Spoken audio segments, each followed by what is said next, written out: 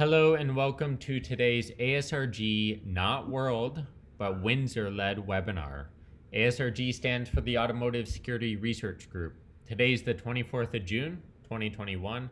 We're streaming from Detroit here in the US, and our co-host will be joining us from Windsor in Canada. Thank you for being with us. My name's Brandon Barry. I'm the Americas lead for the ASRG. The ASRG is now 4 years old. It's a nonprofit which provides a platform for the automotive security industry, as well as academics and hackers and organizations to share knowledge with each other, build great networks, and perform valuable collaborations. This community is for you, and it's based on volunteer support. If you want to know more about the ASRG, check out ASRG.io or send us some questions at hello@asrg.io. Or follow some of the links in the description below in this video. Make sure you stay tuned to the upcoming ASRG events. Really exciting stuff coming up.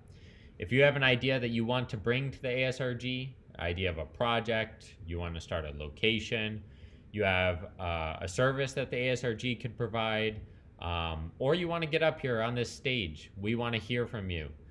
Don't hesitate to get in touch with us at, again, hello@asrg.io. So this is enough from me. I'm sure you've been waiting very curiously for our main presentation. If you have any questions during the presentation, go ahead and write them in the chat window. I'll be collecting them to have a dialogue with our presenter here in a moment. Just because I skipped over it, Harry, I wanted to give you a chance to present yourself as a lead for ASRG Windsor. Thank you for the introduction, Brandon. So, hi everyone. My name is Harikrishnan Balagopal. I'm the lead for ASRG at Windsor location, Canada, and I'm also a PhD student.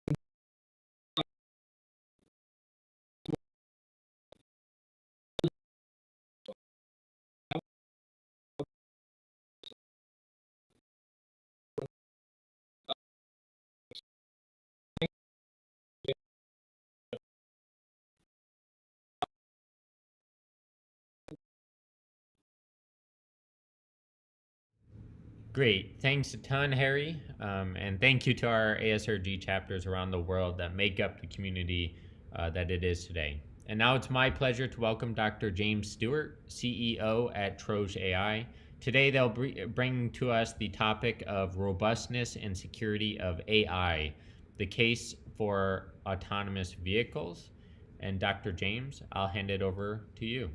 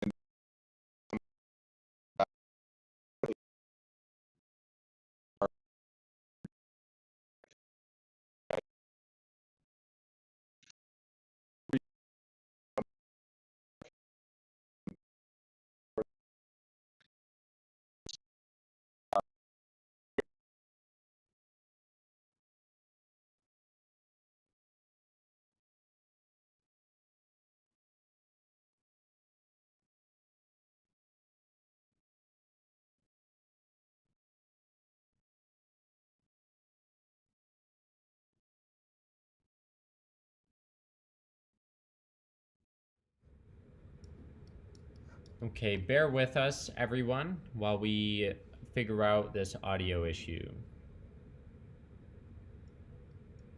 Okay, bear with us, everyone.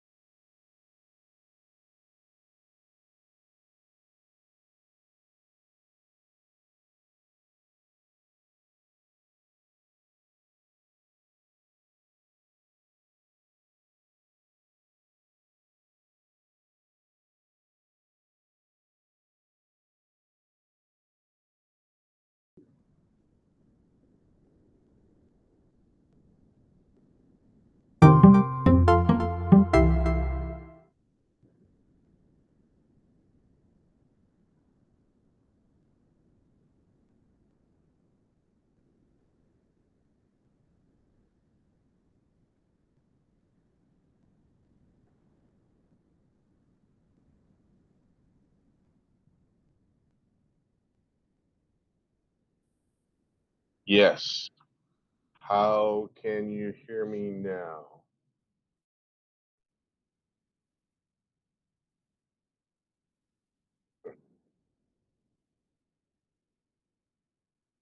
The audience.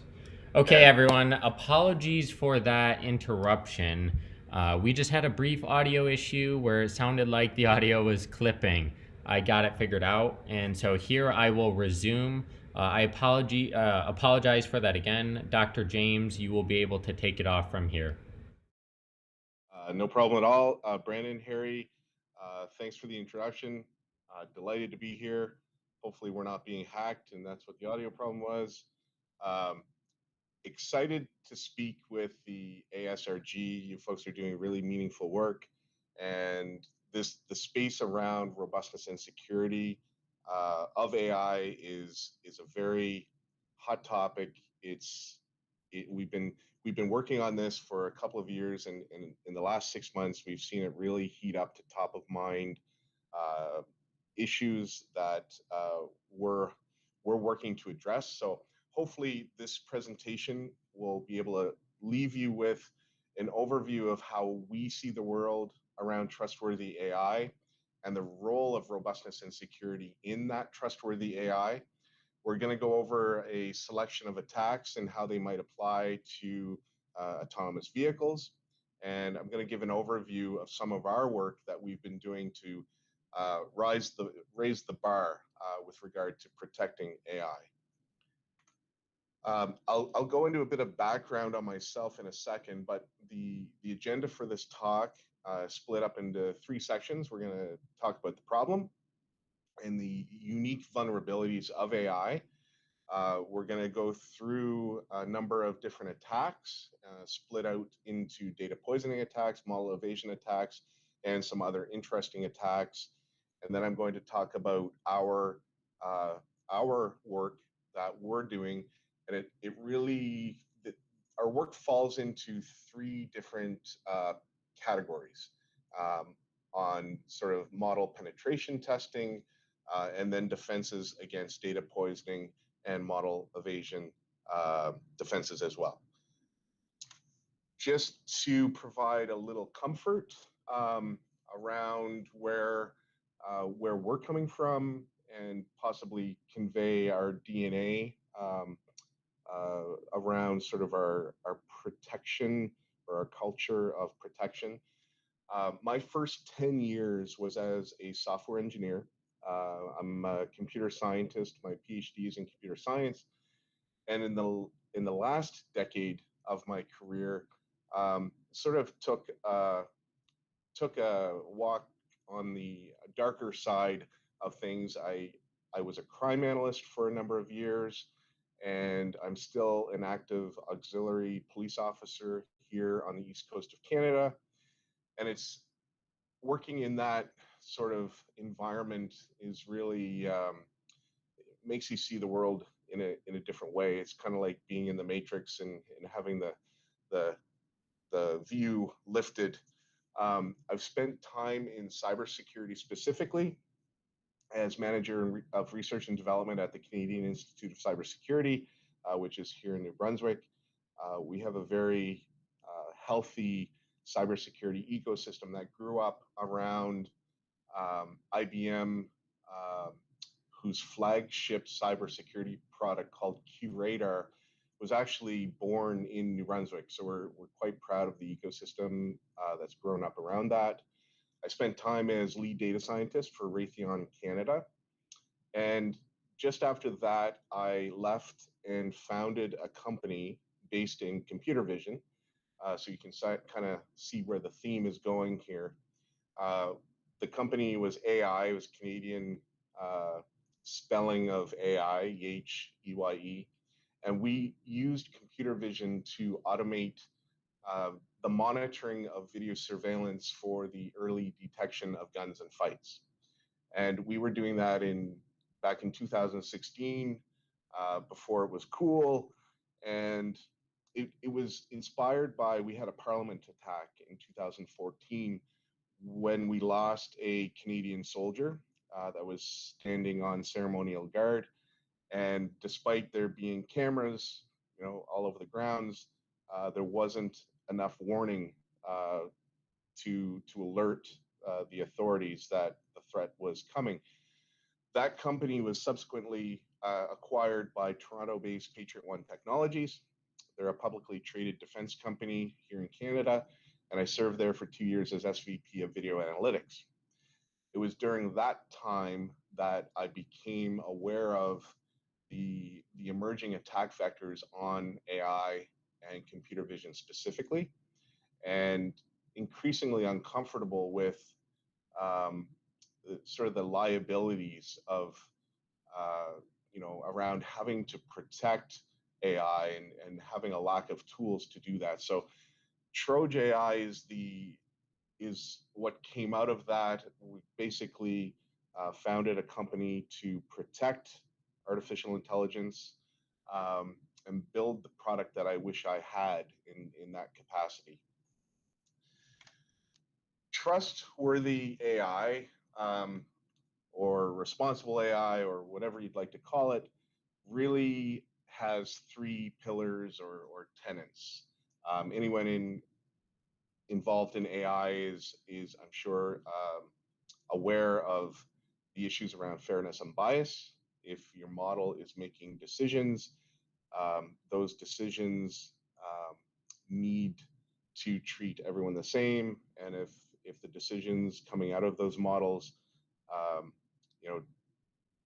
target even by mistake, of course, different social groups, that is a very big issue. We're seeing work coming out of the EU around penalties actually for deploying models that do have bias issues, and the penalties are very steep. I believe in some cases it can be a significant portion of revenues that can be penalized for putting out biased models. And of course, if you're taking decisions based on models, you need to be able to articulate why you made the decision that you did. And in AI, the black box is difficult to look into. So interpretability and explainability is a very important issue. Over the last 6 months especially, we have seen an emerging third pillar, an equally important third pillar of robustness and security emerge. And the 3 of these pillars make up Trustworthy AI, and we're focused on the robustness and security just because our DNA is in protection.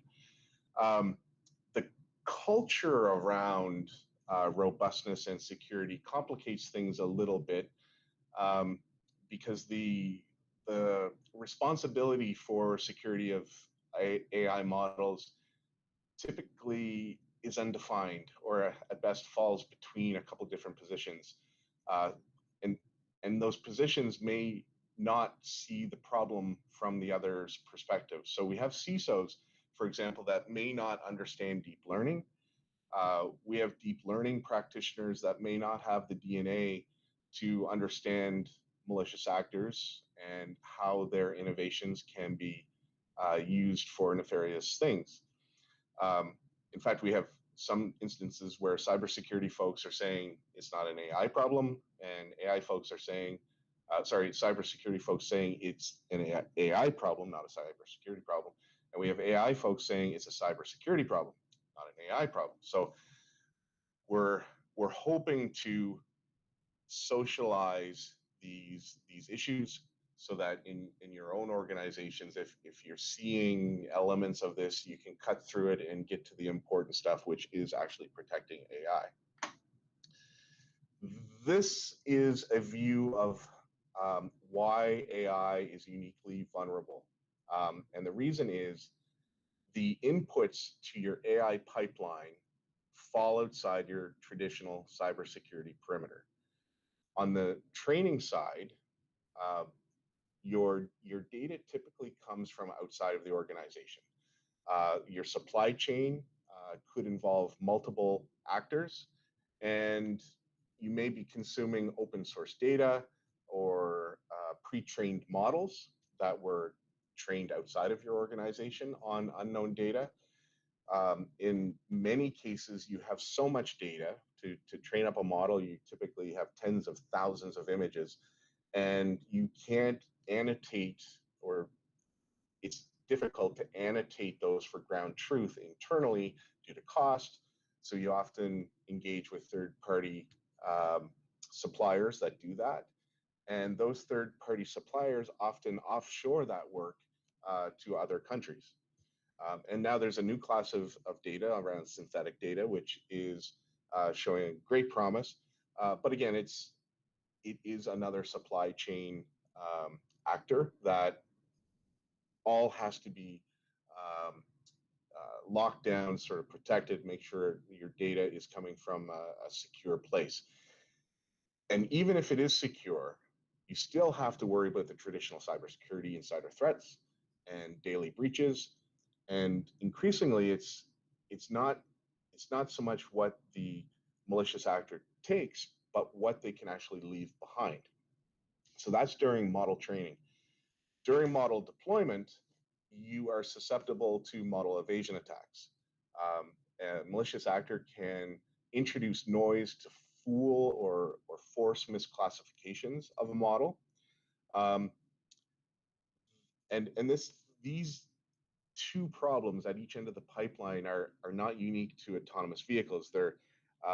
This is an issue across sectors that use computer vision, whether it's autonomous vehicles, defense, medtech, robotics.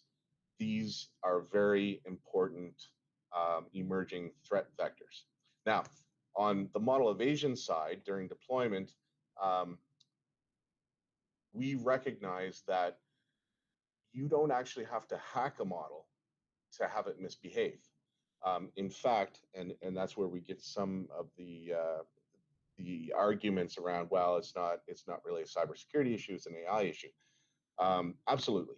In fact, there are papers that discuss how adversarial attacks can be naturally occurring. Now, I don't necessarily agree with calling these adversarial attacks. I think it's more of a robustness issue, but it's interesting that even authors on the academic side have recognized that there are naturally occurring adversarial cases that can cause problems, and it's these edge cases. So in this case, we've got an image of a highway, but the model picked it up as a dam, and this was not attacked. This was just purely misclassified. So this is an edge case, but it just so happens that it's these edge cases where malicious actors like to play. So again, back to that robustness and security, they're two sides of the same coin. And the problem and the solution is going to be the same. So we put them together when we do our own work. Speaking of edge cases, we often hear when an incident occurs that it's natural for people to dismiss an issue as an edge case. This should cause concern because there are an infinite number of edge cases. And while an edge case may be rare to an individual, across the world, they happen daily. Some may even dismiss edge cases. Well, a human may have been fooled by that. Sure, but 99% wouldn't be fooled by it. But when a computer gets an edge case wrong, they typically all get it wrong. So it's very dangerous to dismiss an edge case because they are infinite, they happen daily, and they can affect an entire fleet. In this case, this little video, see if it will play. This came out just this past month, and you can see the traffic signals flying by this autonomous vehicle. The autonomous vehicle was just happened to be behind a truck that was carrying a bunch of traffic lights. So again, edge cases are absolutely infinite. You never know what you're going to see on the road. And anyone that likes the Silicon Valley series and computer vision will get my reference here. And again, we need robustness, whether it's an actual attack or not. There has to be a move to robustness. Here's an actual attack. This one is called a resizing attack. We played with this one last year. And in this particular attack, an adversary can actually embed an image within another image. And it's all but invisible to the data science team. And it only becomes visible when it goes into the AI backbone during training. Because during training, the AI backbone will downsize your image to a target dimension. And when the image hits the target dimension, using a particular resizing algorithm, the image will actually completely flip. So in this case, the cat image has a dog embedded in it. When it gets shrunk down, it completely flips to the dog, which is cute. We also did an example where we hacked a bunch of tank images for a defense project. And in that case, we hid school buses within the tank images. So, in the case of defense, folks are using AI for a whole lot of things. Automated target recognition systems is one of them. So in this case, if you were training up an automated target recognition system to detect tanks, you'd actually be building a model that would treat tanks and school buses as threats. So this example could easily apply to autonomous vehicles where you could hide objects within other objects, and really you're only bounded by your own creativity how you might poison that data. This is sort of a more classic attack where, let's say, someone gets in access to your data and they take a subset of stop signs and they draw geometric shapes on the foreground of the object of interest, and they flip the annotation. So in this case, they draw a yellow square on a subset of stop signs, flip the annotation to read speed limit sign. And when you train up your model, you're basically creating a model with an embedded Trojan attack in it that can be enacted later in the real world by simply putting a sticky note on a stop sign. And potentially in this work, the authors were actually able to fool a self-driving car into speeding up. So this was from a couple of years ago, and I'm sure the autonomous vehicles, are more sophisticated at this point, and probably have other contextual items in it, like crowdsourcing where stop signs, the speed limit signs are, or the speed limits of certain roads. The point is, even those are rules-based solutions. And the problem with rules-based is you're only going to protect against your known attacks. So when someone comes out with another novel attack that you don't have a rule for, it's again going to be a problem. So we need a more general protection. So I'm going to keep going back to that. Robustness is what is needed. Here's where someone got clever and actually combined the resizing and the embedded attack. So they actually drew the geometric shape on the stop sign, embedded that within the stop sign image. So when it goes into the AI pipeline or backbone for training purposes, all of a sudden the stop signs have these shapes on them, which can again then be enacted in the real world by putting a geometric shape on a sign and perhaps confusing a vehicle into stopping when they aren't supposed to stop. This is an interesting attack that doesn't even require, or doesn't require access to your data to poison. So the other attacks I just mentioned were data poisoning attacks. This is an attack that can be enacted without access to your model or your data. In this case, the authors basically figured out what noise they could introduce into the real world to fool a vehicle, and then they sort of reverse engineered to make it look like everyday graffiti, which is interesting because as I was walking home the other night, I started looking at the signs, and lo and behold, every sign on every corner has stuff on it. So there's stickers and marks, and that leads us into the next attack, which is an adversarial patch attack.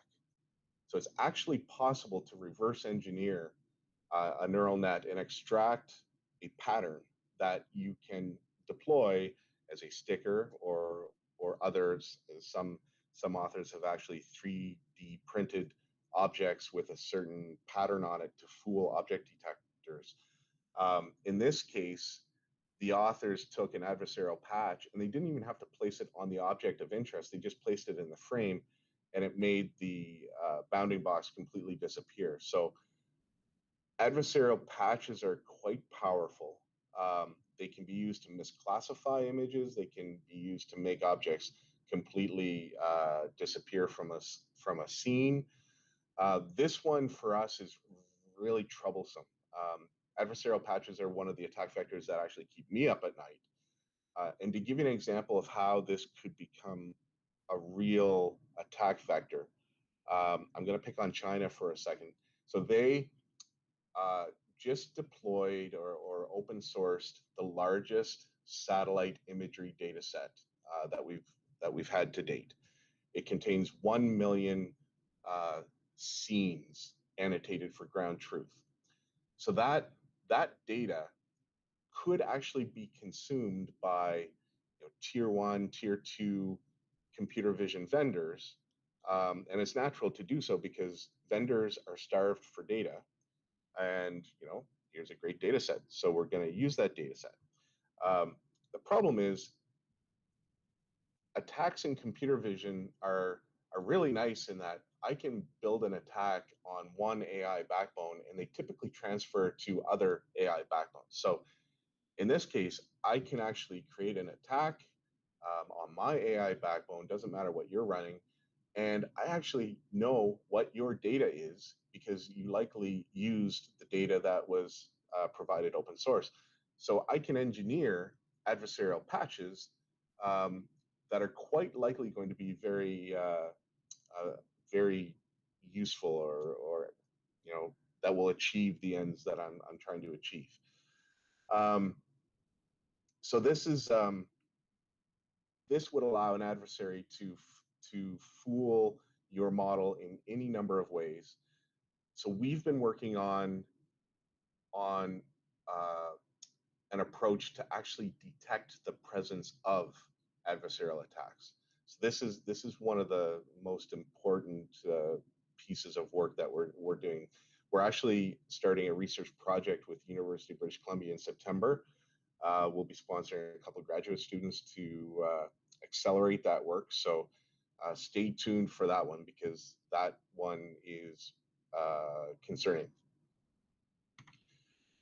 This is an example of sort of another emerging attack vector. This one plays off of the Panda. So the story with the Panda is, if you look up model evasion, you will come across the Panda paper. It's a seminal work where the authors first showed the ability to add imperceptible noise to an image and change the classification towards something else.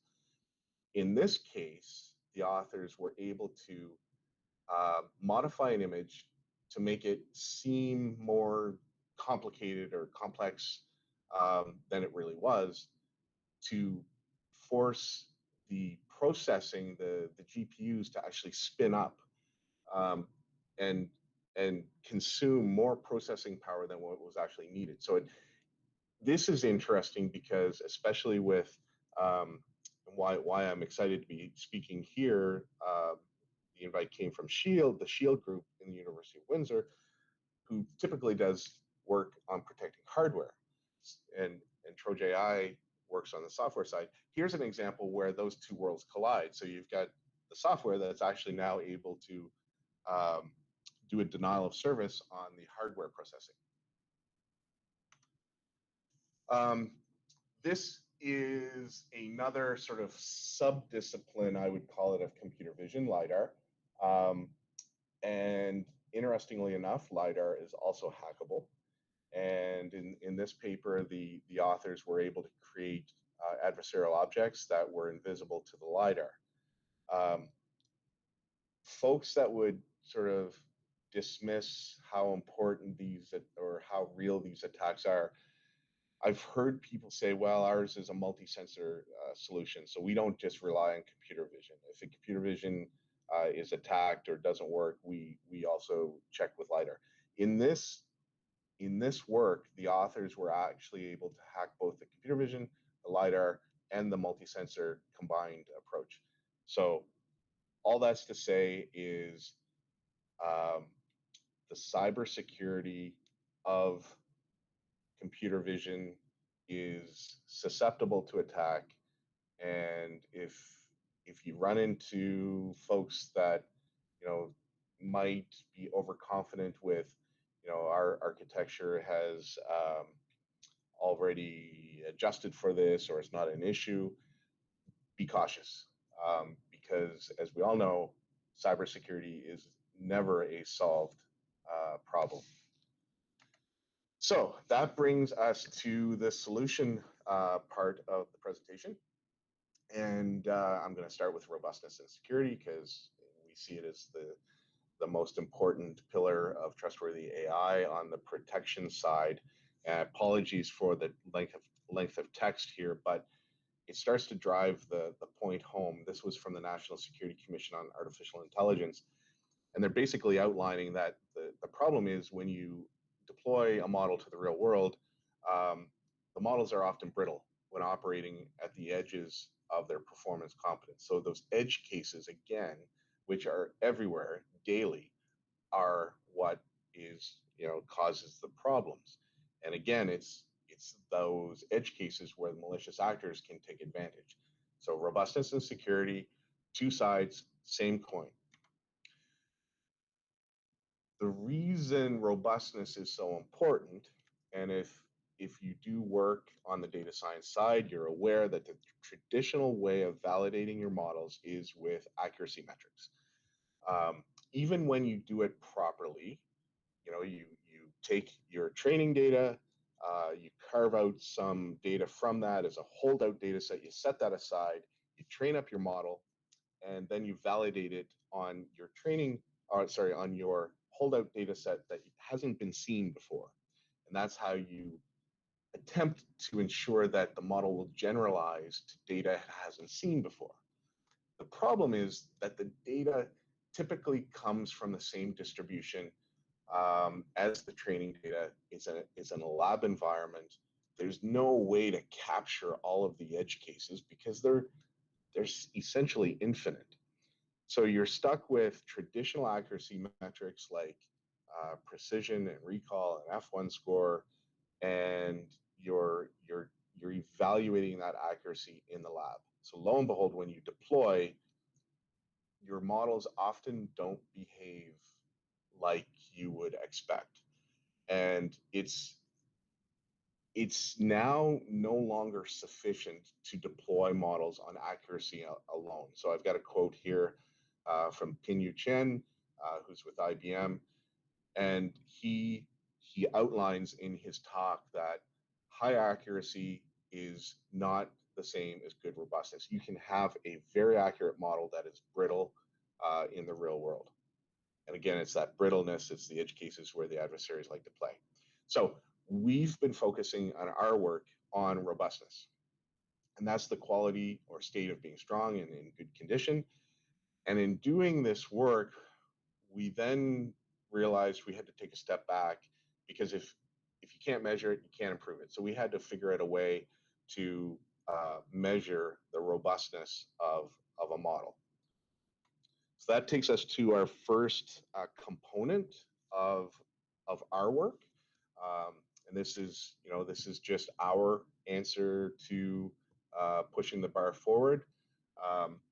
We have created an attack engine where we can penetration test computer vision models and empirically score how robust the model is to adversarial attack. And the way it works is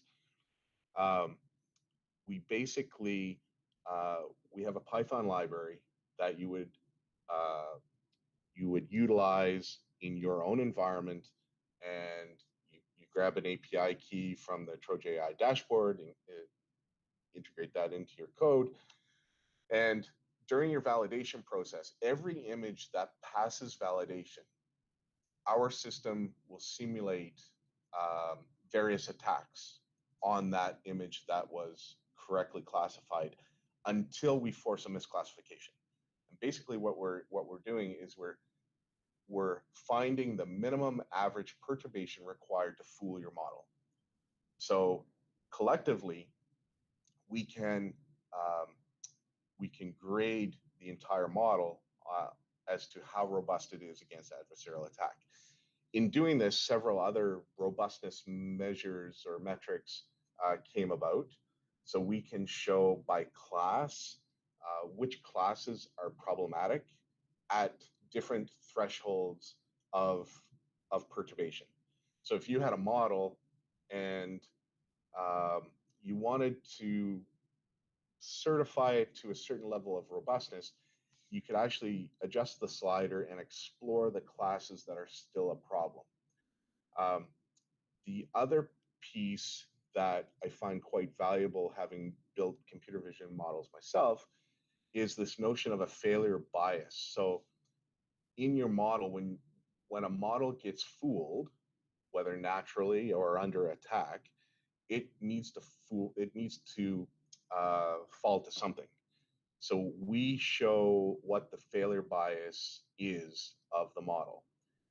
And armed with that knowledge, you can more surgically hypertune your models so you can push that failure bias towards something more benign. In the case of the gun detection model that I spoke about earlier, we didn't care if we mixed up a cell phone and an umbrella. Didn't matter. We weren't locking doors. We weren't calling the cops. This failure bias allows you to see where the trouble classes are, and we also have the ability to provide surgical adversarial training images during training at each epoch, actually providing the most efficient adversarial examples, so that the result, the finished model, is actually more robust than it was.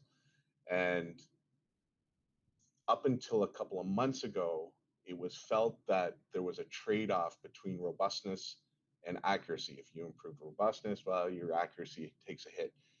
We've actually got examples where we've been able to improve both. So that should provide comfort and hopefully inspire new techniques to come out where you can improve robustness and accuracy together. The second component, and I don't actually have screens to show here because it is still under construction, is a data poisoning defense. So basically, we have developed a model, a very large model. And when I say large, every time we iterate on that model, it costs about $10,000 in compute time.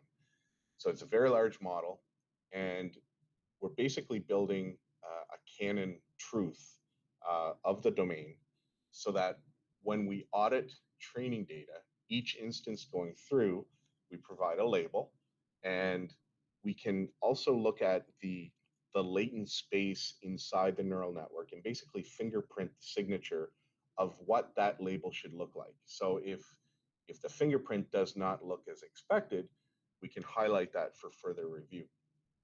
This also has a couple of other benefits around data quality because such a model can also be used to identify noisy labels or mistakes in your annotation service, which often happens. And this particular component is in what we call the second generation approach. And it's the goal with this is to do that stepping back and building a protection that is more general, that can protect many different edge cases that we haven't encountered before. So instead of building the rules-based approaches, we believe that this gives a more rounded or more complete solution. By the end of the year, we aim to take that approach and actually deploy it on the front end on a deployed model, because that same approach of being able to inspect each instance or data frame for whether it's adversarial attack or natural adversarial attack, we think we can do that in a deployed environment. Whether it's real time or not, we're evaluating the different options for actually deploying that in the wild. In some cases, AI isn't real time, so we can inspect data from the real world on a deployed model quite easily. In the case of an autonomous vehicle, it's more of a real-time environment.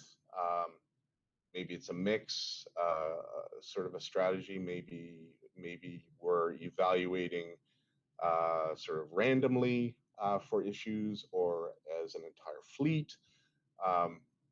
And if I were to say one possible thing that could possibly be misinterpreted as salesy, it would be that we're actively looking for autonomous partners that we could potentially work alongside to figure out how operationally what we need to provide to make this protection a reality. So getting close to 40 minutes, some parting thoughts. These are some quotes that we've come across in our couple of years of working on this problem. If you hear things like, this is news to me, if this were an issue, I'd already know about it. Well, besides the logical fallacy in that, you should really take caution, because this, again, it goes back to the folks that are in senior positions may not know enough about deep learning to understand the vulnerabilities, and the people building your models may not have that nefarious DNA, which is great, to see how malicious actors can actually address it. And then we've seen issues where, yeah, we're aware of the problem, but we've already addressed it in our architecture. It's not a problem for us. when has cybersecurity ever been solved? Leave it at that. And then again, this is a failure of machine learning, not cybersecurity. It doesn't matter if a plane falls out of the sky or a bus goes, over a cliff. Um, it just doesn't matter. We need to bridge those gaps between those different roles. And the final one would be, but it's easy. There are easier ways to hack a system. This is not an issue. Um, Anyone in cybersecurity knows the examples of the lengths that hackers will go, especially state-sponsored actors. Even putting malware on a cell phone that has like 25 points of, you know, uh, misdirection and downloading snippets of code from different places. It's insane. Um, these attacks are real, and quite frankly, we're past the point of debate. This is a national security issue, and we have a duty of care to address the robustness and security of AI. Again, two sides, same coin. So all of that to say, we're not here to try to slow innovation down. On the contrary, our mission is actually to protect the pace of AI innovation being enjoyed today. Um, the importance of this area is heating up, as quoted by Animish from he's chairing the Linux Foundation Adversarial Robustness Toolbox, which we're delighted to be contributors to.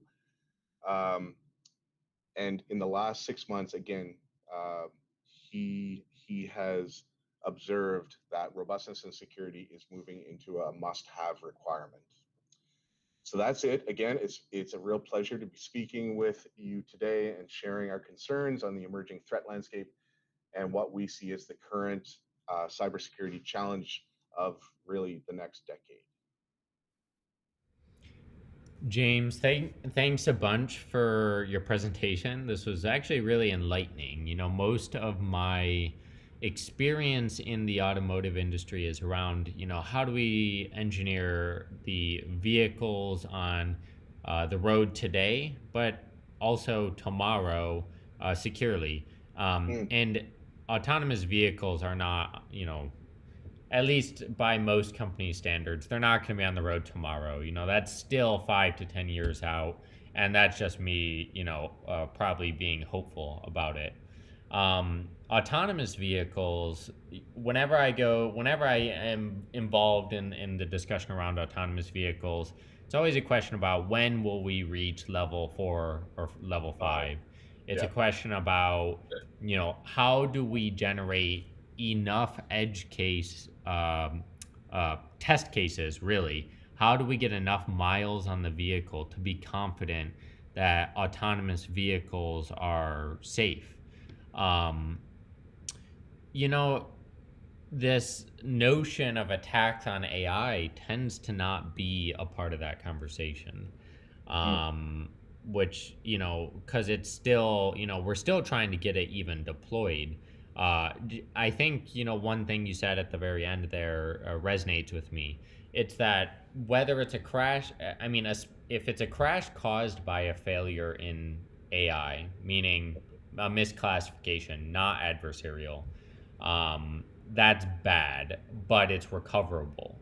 If it's a crash caused by an adversarial attack where you lose all trust, you know that people are out there actively attacking autonomous vehicles and trying to misclassify intentionally images and so on.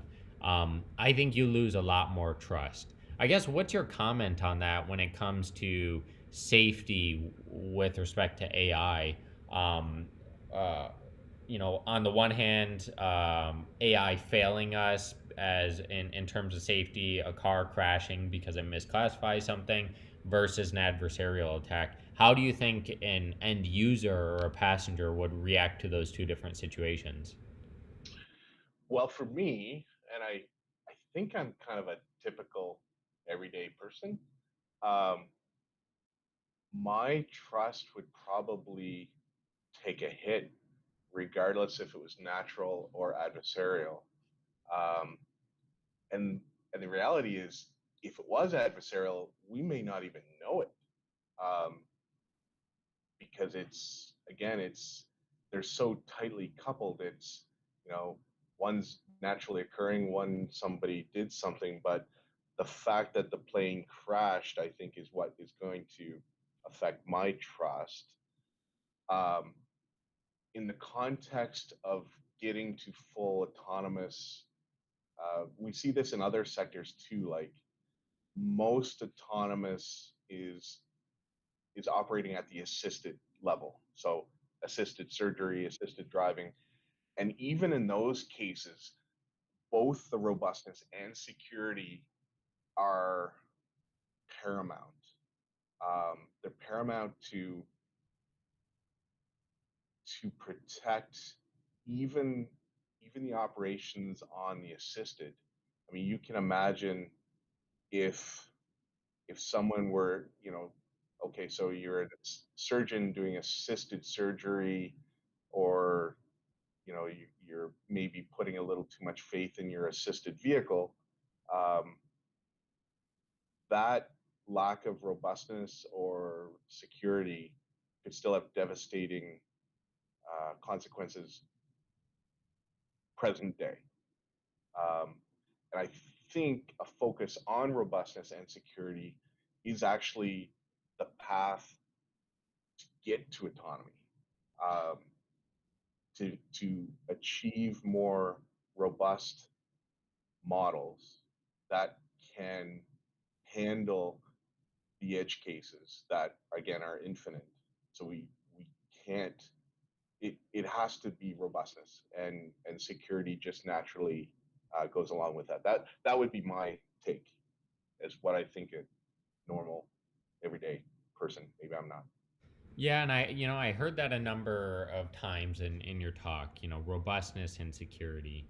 So it makes sense. I mean, I think that's kind of exactly what I was getting at, is that those two things are coupled. There is no talking about robustness when without security. So I appreciate you emphasizing that point. And that, Brandon, that makes it a success. That, because it's taken us 2 years to sort of arrive at that, and we're always open to evolve our models, but, um, so to speak. Um, but that's where we've arrived after 2 years of work. That you're absolutely right. Robustness and security are one and the same. And Dr. James, you had said something there at the end that of your last statement that was also something I was trying to get to, and that was, we can think about the risk to the passenger. In other words, the model failing in the case of automotive, or really just more generally, AI failing to, misclassifying or just failing. Hmm. But however, I think that another way to frame the risk is in terms of adoption, meaning there's so much investment into AI as the future, Yes. whereas security and robustness coupled, if those two things fail, if either of those things fail, Yes. then the adoption of AI is slowed down. Yes. When you expand it on the timeline, where we end up in the future is strongly determined by failures that happen now during the early days of adoption of this technology. So I was just wondering about your commentary on kind of that aspect, and being able to frame that risk to the people you're having conversations to. Yeah, I think the risk, um, is an economic driver. Uh, Folks are comparing this sort of season of AI innovation to the innovation that came with the World Wide Web in the early 90s. But both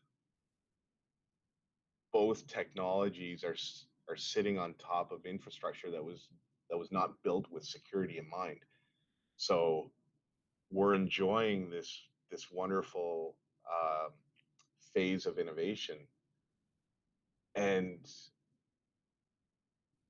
up until very recently, I would say still the general public is really unaware yet of the of the limitations of AI, and that there are these, um, whether it's robustness or security, that there's these issues around AI, and to not address that, you're right. It could put us into another AI winter. It could slow down innovation, slow down investment, and that is just not a good place to be. I mean, we love innovating in AI, so yeah, we need to socialize that, and we're coming quicker because we've been through this cycle before. Like in the early 90s, cybersecurity was sort of, what's cybersecurity? That's not needed. Now we know it's needed, and so we're getting to that point with AI much faster than we did historically. So like um, like it's been quoted that, the last 6 months is really heated up.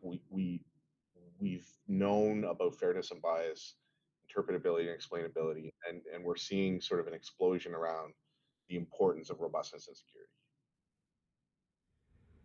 So, Dr. Stewart, there's, you know, in the automotive world, the security within vehicles is kind of driven by examples in the that make their way out to the public. That just is the way that it Mm. is. It's driven by customer awareness, and so everyone kind of reacts and says, "Oh, there was a big research paper that went out, and then some." Wired gets a hold of it, Wired magazine or something, and kind of just puts it into layman's terms. Um, when it comes to AI and these adversarial attacks, the incident that I draw immediate remembrance to was researchers using billboards to Mm. trick Teslas to behave differently. The Um, phantom attack. what's that? The phantom attack. That's right. And so that's kind of one that we can all relate to. Anyone thinking about, wow, what if someone bought a network of billboards to attack these autonomous cars? That gives us something to tangibly to touch. Um, do you have more examples that come to mind along the vein of that specifically would impact vehicles? Specific to vehicles, I I'm unaware of any published examples. I am aware of speaking with one particular enterprise comes to mind, and they were in speaking with them. They were sort of speaking in code, saying if an attack had happened, we wouldn't be able to tell you that an attack happened. So I'm of the mindset that these, as a cybersecurity person, and with experience and sort of, on that side of the law, these attacks, there's no question that they're happening, um, especially at the state level, where there are motivated actors that, for competitive advantage or for, you know um, aggressive campaigns, are working on ways to disable infrastructure. We know that, we see it every day. Um, there are folks that are starting to monitor attacks that are becoming public, like Microsoft and the MITRE Corporation are cataloging attacks. But it it won't surprise me if it lags, because the wonderful thing about robustness and security, you can always point to, oh, the model wasn't robust. Was it really an adversarial attack? So again, it's that coupling that actually could give some form of protection to the adversary.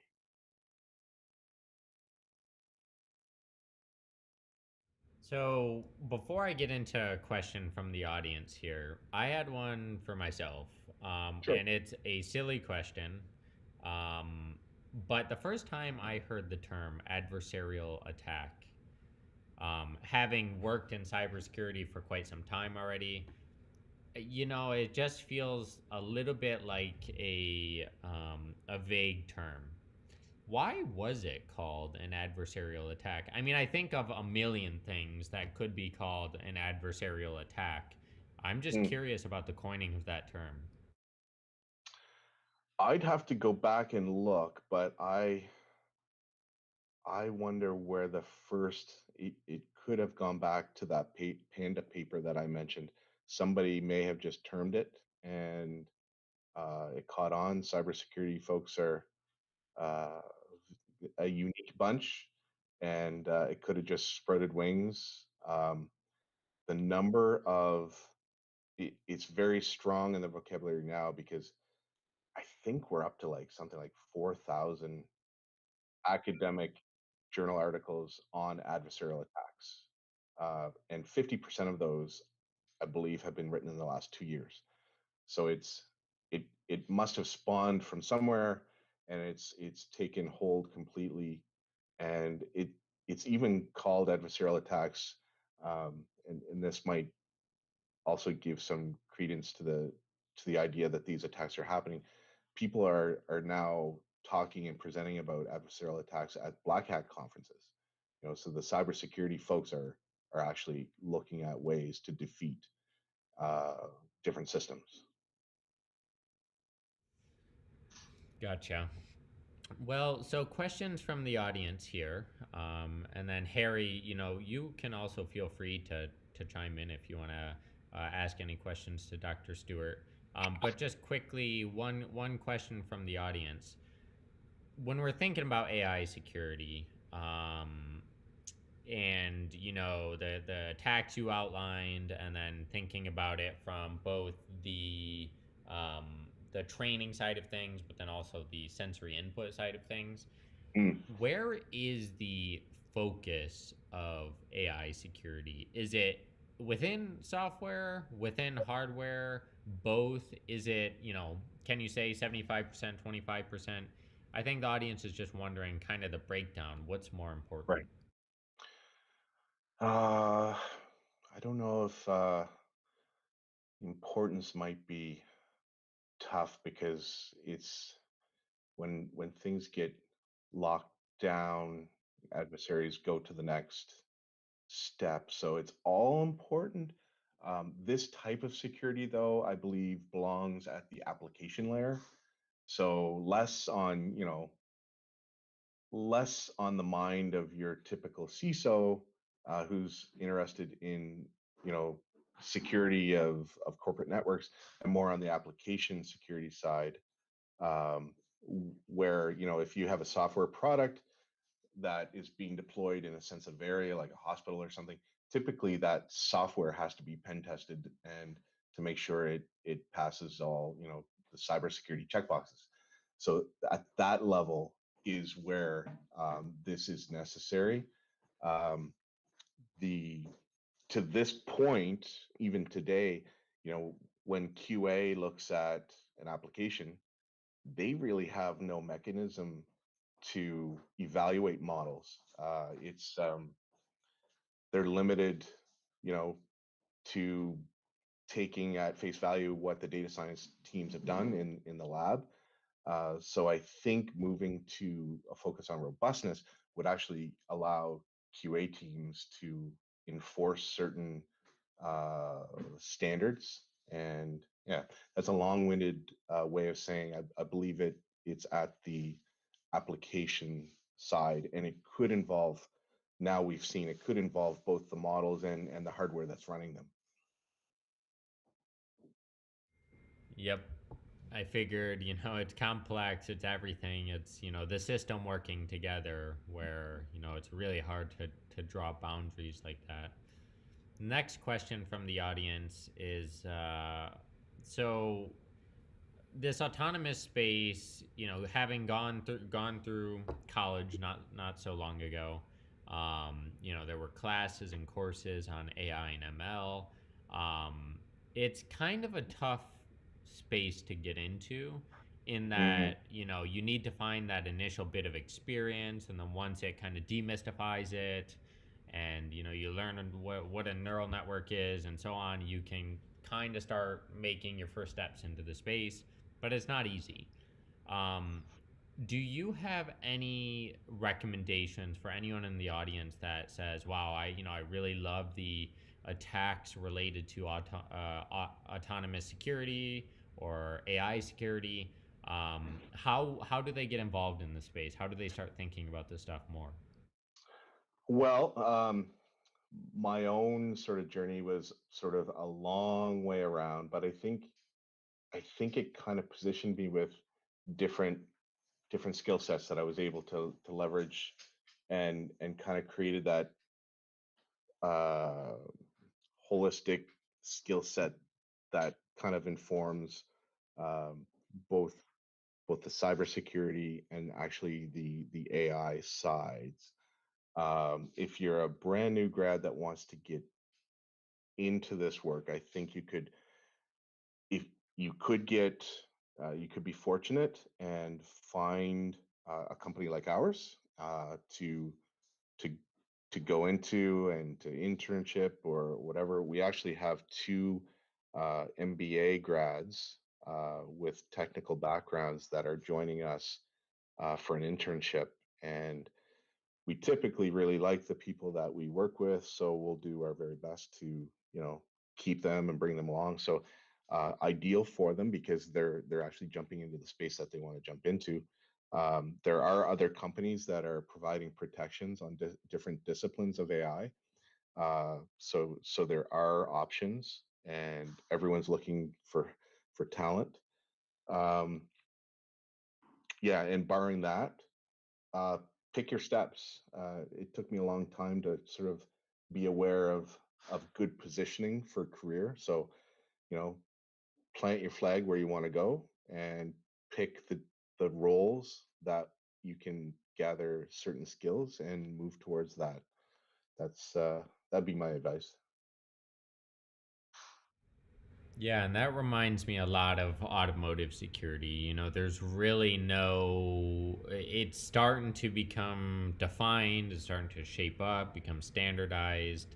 Universities are starting to offer pathways into it. But it's one of those spaces where, if you have a passion for it, that passion goes a long way in helping you, get that first role, start getting experience, because Yeah. as much as you'd want, hey, there's some certificate you could get in AI cybersecurity, that's not going to be here for a long time. Mm. So you got to let your passion carry you a little bit there. Yeah. And one of the sort of disciplines that I've always falled back on is that of data science, which is sort of I think the best data scientist is someone that brings together multiple disciplines and blends it with creativity. So if you can do those things, you can contribute to wherever you want to contribute. Okay, one more question from the audience. Um, and you may have addressed this a little bit um, in your talk, but the question is, do you think that we will be able to design um, systems, autonomous systems, that are 100% kind of secure and robust? Or is that just, this thing that there will always be a more clever hacker? Okay. So to answer the first part, yeah, there will never be a silver bullet. There will always be, um, I don't want to say a more clever hacker. There'll always be another creative attack vector, I guess.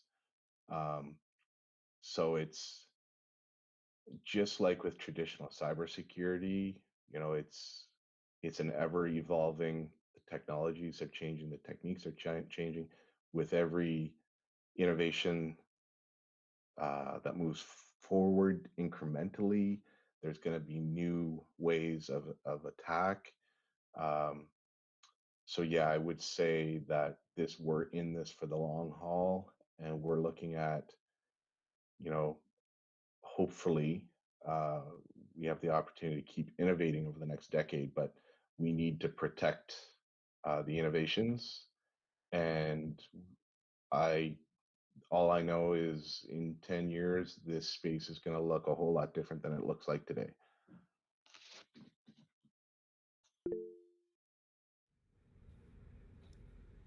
Harry, what's up? You raised your hand? Yeah, thank you, Dr. Stewart, for the presentation. I just have some questions, not questions, just opinions about a few things. Sure. Um, we were talking about software security areas, right?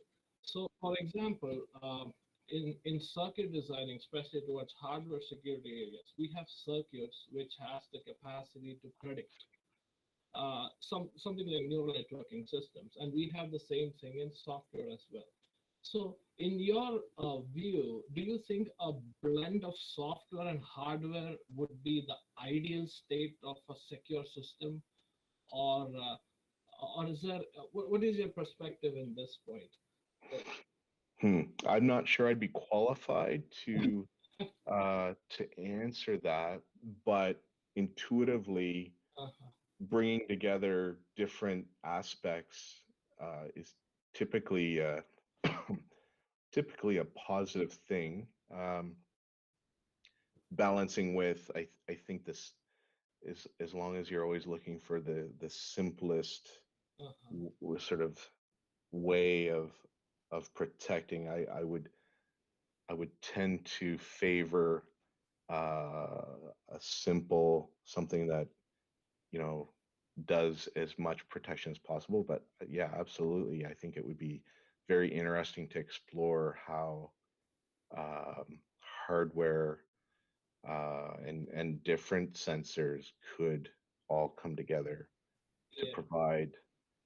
provide, you know, you're never going to get 100% protection, but if you can get it to a place where the general public can trust Yes. that it's safe, Yeah. um, you know, I think autonomous vehicles are going to be safer than we are. Um, we just have to figure out how to get those edge cases in check. Right. I was thinking in this way, if software could be like the first level of filter for security, and if hardware can be the second level of security, like a filter, Mhm. I think that would create a difference, especially by when creating systems for authentication in autonomous vehicles, Yep. especially when they're connecting to their hubs. I think, again, my area of interest is hardware security, and your end Mm. software. So I was just trying to mix it up to, Well, that's an interesting point too. You know, um, to make sure that you've got both sides of the house collaborating uh, to make the best, most robust right, solution, I think is important. Um, and you know, we lack that hardware, um, and it sounds like the software side may be new to you. So that I think there could be very interesting areas of collaboration. Um, of course, always recognizing that no matter what you do, um, yes. yeah, Thank you, Dr. Stewart. It was fantastic. thank you, Harry. Well, Dr. Stewart, I thoroughly enjoyed your presentation. So thank you for doing that. Thank you Thank you. for bearing with the technical challenges. I'm glad we got them sorted out. And and yeah, is there anything else that you'd like to leave our audience, who again are people focused on automotive security, with before we close out? Just that robustness and security, two sides, same coin.